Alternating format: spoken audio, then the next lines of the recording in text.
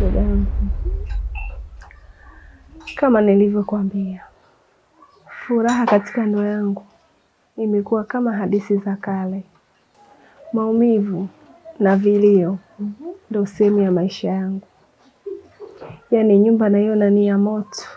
Sikiliza nikwambie shoga yangu Tunu, maana nakuonea huruma. Mama unajiliza kutwa, mchana unalia, usiku unalia, unajikondesha bure shoga yangu.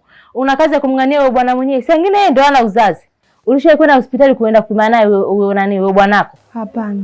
Sisi hatujawahi kwenda kwa mganga wala hospitali. Lakini unajua wanaume wanajipa 100% kwamba wao yani wana kila kitu katika miili yao, umeona? Kwa hiyo kila linalotokea lazima ataangukiwa mwanamke. Sina uhakika kusema kweli. Huenda hata mimi ndio nina shida. Mimi mwanzo mambo siyawezi kabisa. Ndio maana mimi kila siku nakataga kuolewa. Kwa sababu mambo siyawezi. Mimi nishazoea shughuli kitokea nende kajirushe mama. Siwezi kukaa kama ndani muda wote ndani kama kuku wa broiler. Siwezi kabisa, siwezi shoga yangu. Mimi cha kukushauri hapo, tafuta bwana wako, tafuta danga lako. Tena danga yenyewe utafute lenye hela zake. Tafuta uende ukajaribu bahati yako huko nje. Sawa. Mwaje, nikwambie kitu. Nimekuelewa. Nimekuelewa, nipe muda kidogo. Sasa wewe kama ujifanyie zoba. Sawa, subiri nikupatie maji maana umeongea sana.